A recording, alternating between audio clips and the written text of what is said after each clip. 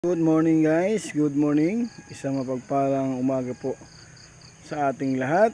Welcome to my vlog. Narito po tayo at pinanonood ang ganda ng tanawin dito sa Laguna. Ayan po ang ating mga bulubundukin sa ating kapaligiran. Ayan. So, maraming nagliliparang ibon sa umaga. Purihin ang Panginoon sa umagang ito.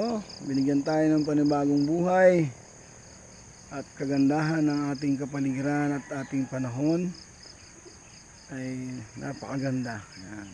Kung hindi po natin kita yung sunset o sunrise ba,